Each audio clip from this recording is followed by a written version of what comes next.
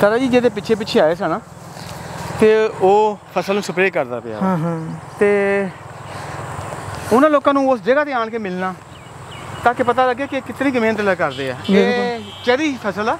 ਅੱਛਾ ਹਾਂਜੀ। ਤੇ ਤੁਸੀਂ ਦੇਖੋ ਇਹ ਇੱਧਰ ਕਮਾਦ ਦੀ ਫਸਲ ਆ।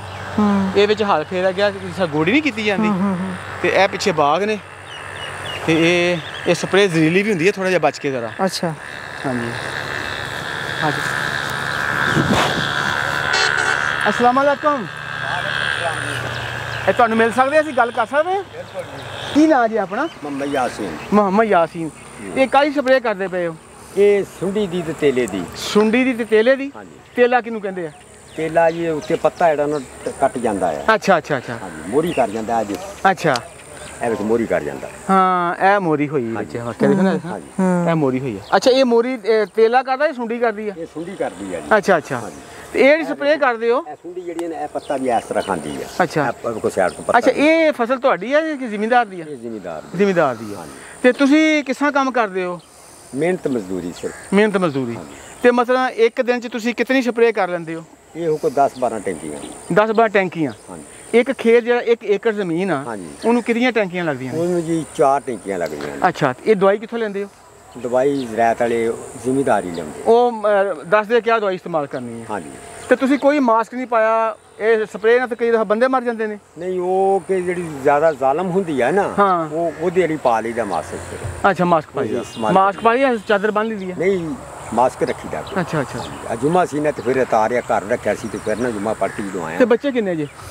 2 ਬੱਚੇ ਤੇ 1 ਬੱਚੀ ਹੈ। ਤੇ ਕਿੰਨੇ ਪੈਸੇ ਰੋਜ਼ ਤੁਹਾਡੇ ਬਣ ਜਾਂਦੇ ਆ? 600 ਰੁਪਏ। 600 ਰੁਪਏ ਇੱਕ ਘੰਟੇ ਬਣ ਜਾਂਦਾ ਸਵੇਰ ਤੋਂ ਲੈ ਕੇ ਸ਼ਾਮ ਤੱਕ? ਹਾਂਜੀ। ਜੇ ਲੱਭ ਜਾਵੇ ਕਿਸੇ ਦਿਨ ਨਹੀਂ ਵੀ ਲੱਭਦੀ। ਕਿਸੇ ਨਹੀਂ ਵੀ ਲੱਭਦੀ? ਹਾਂਜੀ। ਤੇ ਘਰ ਦਾ ਸਿਸਟਮ ਫਿਰ ਕਿਵੇਂ ਚੱਲਦਾ? ਬਸ ਇਸੇ ਤਰ੍ਹਾਂ ਗੁਜ਼ਰ ਰਹੀ ਹੈ। ਗੁਜ਼ਰ ਰਹੀ ਹੈ।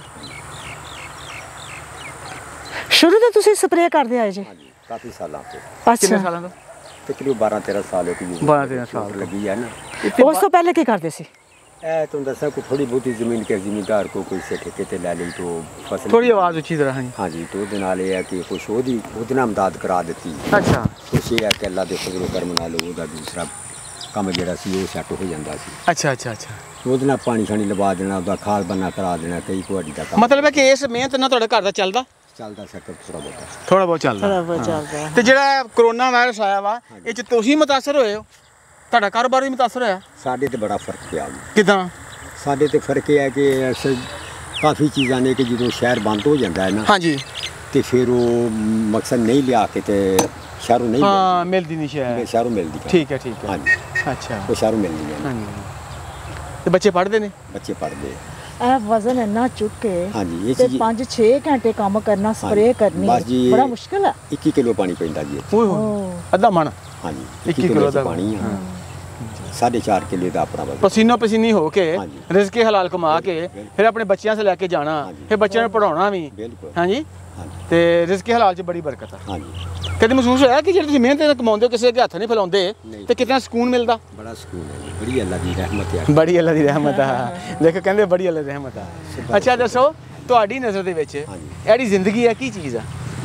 ਬਸ ਜ਼ਿੰਦਗੀ ਇੱਕ ਖਿਲੌਣਾ ਹੀ ਹੈ। ਖਿਲੌਣਾ ਵਾ? ਕਿੱਦਾਂ? ਬਾਕੀ ਇਹ ਜਿਹਨੂੰ ਕਹਿੰਦੇ ਢਲਦਾ ਪਰਛਾਵਾਂ ਆ। ਹਾਂ। ਜਿਹੜੇ ਅਮੀਰ ਤਨ ਹੁੰਦੇ ਨੇ ਉਹਨਾਂ ਦੇ ਕੋਲ ਸਭ ਕੁਝ ਹੀ ਆ। ਜਿਹੜਾ ਗਰੀਬ ਆ ਉਹਨੇ ਫਿਰ ਕੋਈ ਦਿਨ ਤਿਉਹਾਰ ਕੋਈ ਐਸਾ ਹੁੰਦਾ ਕਿਸੇ ਕੋਈ ਫੌਤਗੀ ਹੋ ਜਾਂਦੀ ਉੱਥੇ ਜਾਣਾ ਤੇ ਫਿਰ ਕੋਈ ਮਜ਼ਾ ਯਾਰ ਮੁਸ਼ਕਿਲ ਬਣਦੀ ਹੈ। ਜਾਂ ਕੋਈ ਸ਼ਾਦੀ ਸ਼ੁਦੀ ਆ ਜਾਣੀ ਰਿਸ਼ਤੇਦਾਰ ਦੀ ਫਿਰ ਕਹਿਣਾ ਅੱਛਾ ਯਾਰ ਉਸ ਫਲਾਣੇ ਭਰਾ ਜ਼ਿਮੀਂਦਾਰ को 4 ਸਿਲੰਡਰ ਪਾ ਲਈ। ਅੱਛਾ ਅੱਛਾ। ਤੇ ਕਹਿਣਾ ਵੀ ਅੱਛਾ ਯਾਰ ਉਹ ਕੋਈ ਹਜ਼ਾਰੇ ਪੈਸੇ ਲੈ ਕੇ ਤੇ ਫਿਰ ਵਕਤ ਆ। ਅੱਛਾ ਆਪਣਾ ਕੀ ਨਾਮ ਦੱਸਿਆ ਜੀ? ਮੁਹੰਮਦ ਯਾਸੀਨ। ਮੁਹੰਮਦ ਯਾਸੀਨ ਭਾਈ ਸਾਨੂੰ ਨਾ ਅੱਲਾਹ ਪਾਕ ਨੇ ਭੇਜਿਆ। ਹਾਂਜੀ। ਸਾਡਾ ਕੋਈ ਕਿਸੇ ਤੇ ਆਸਾਨ ਨਹੀਂ, ਕੋਈ ਸਾਡਾ ਕਮਾਲ ਨਹੀਂ। ਠੀਕ ਹੈ ਜੀ। ਇਹ ਅੱਲਾਹ ਪਾਕ ਦੀ ਮਰਜ਼ੀ ਆ ਕਿ ਉਹ ਕਿੱਥੇ ਸਾਨੂੰ ਲੈ ਕੇ ਜਾਂਦਾ। ਠੀਕ ਹੈ। ਅੱਲਾਹ ਪਾਕ ਨੇ ਤੁਹਾਡੇ ਵਾਸਤੇ ਕੁਝ ਭੇਜਿਆ ਵਾ। ਲਿਆਓ ਜੀ ਆਪਣਾ ਤੁਸੀਂ ਸਾਨੂੰ ਜਾਣਦੇ? ਨਹੀਂ ਜੀ ਅਸੀਂ ਤੁਹਾਨੂੰ ਨਹੀਂ ਜਾਣਦੇ। ਸਹੀ ਗੱਲ ਹੈ। ਤੇ ਅੱਲਾ ਦੀ ਮਰਜ਼ੀ ਹੈ ਨਾ। ਬਿਲਕੁਲ। ਇਹ ਥੋੜਾ ਜਿਹਾ ਫਾਸਲਾ ਰੱਖਣਾ ਜ਼ਰਾ। ਠੀਕ ਹੈ। ਹਾਂਜੀ ਤਾਂ ਕਿ SOP ਤੇ ਅਮਲ ਹੋਵੇ। ਠੀਕ ਹੈ। ਅੱਲਾਹ ਪਾਕ ਨੇ ਤੁਹਾਡੇ ਵਾਸਤੇ ਰਾਸ਼ਨ ਭੇਜਿਆ ਵਾ।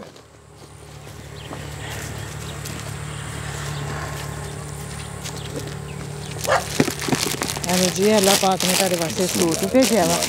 ਇਹ ਜੁੱਤੀ ਵੀ ਹੈ ਤੁਹਾਡੇ ਵਾਸਤੇ। ਠੀਕ ਹੈ। ਅੱਲਾਹ ਪਾਕ ਨੇ ਤੁਹਾਡੇ ਵਾਸਤੇ ਰਿਜ਼ਕ ਵੀ ਭੇਜਤਾ ਜਿਸ ਰਿਜ਼ਕ ਦੀ ਖਾਤਰ ਤੁਸੀਂ ਮਿਹਨਤ ਕਰਦੇ ਹੋ। ਬਹੁਤ ਦਬੇਗੀ ਥੋੜ ਨਾ ਇਹ ਅੱਲਾ ਪਾਕ ਨੇ ਇਹ ਵੀ ਭੇਜੇ ਜੇ ਤੁਹਾਡੇ ਵਾਸਤੇ। ਮਿਹਰਬਾਨੀ। ਇਹ 'ਚ ਸਾਡਾ ਕੋਈ ਆਸਾਨ ਨਹੀਂ, ਤੁਹਾਡੀਆਂ ਕੋ ਅੱਖਾਂ ਨੀਵੀਆਂ ਕਰਨ ਵਾਸਤੇ ਨਹੀਂ ਸੀ ਆਏ, ਇਹ ਸਾਡੇ ਕੋਲ ਅਮਾਨਤ ਸੀ ਤੁਹਾਡੀ, ਅਸੀਂ ਹੱਥ ਜੋੜ ਕੇ ਦੇਣ ਆਏ ਆ, ਸਮਝ ਗਏ ਨਾ ਕਿ ਅੱਲਾ ਪਾਕ ਨੇ ਭੇਜੇ ਆ ਤੁਹਾਡੇ ਵਾਸਤੇ, ਠੀਕ ਹੈ। ਬਹੁਤ ਤਵੇ ਜੀ ਥੋੜ ਨਾ ਅੱਲਾ ਤੋਂ। ਹਾਂ ਇਹ ਸਭ ਕੁਝ ਅੱਲਾ ਪਾਕ ਨੇ ਭੇਜਿਆ। ਬਿਲਕੁਲ। ਇਹ ਕਿਹਦਾ ਮਹਿਸੂਸ ਹੁੰਦਾ?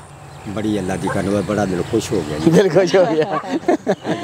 ਦੇਖੋ ਕਿ ਤੁਸੀਂ ਸਾਰਾ ਦਿਨ ਦੀ ਮਿਹਨਤ ਕਰਕੇ, ਹਾਂ ਬੱਚੇ ਖੁਸ਼ ਹੋਏ। ਘਰ ਗੁਜ਼ਾਰ ਅੱਛਾ ਸਾਰਾ ਦਿਨ ਦੀ ਮਿਹਨਤ ਕਰਕੇ ਸ਼ਾਮ ਨੂੰ ਘਰ ਜਾ ਰਹੇ ਜੀ, ਤੇ ਅੱਲਾਹ ਪਾਕ ਨੇ ਨਾਲ ਕਿੰਨਾ ਕੁਝ ਦੇ ਦਿੱਤਾ ਹੈ। ਇਹ ਅੱਲਾਹ ਪਾਕ ਦੀ ਮਿਹਰਬਾਨੀ ਹੈ, ਉਹਦੀ ਰਜ਼ਾਮੰਦੀ।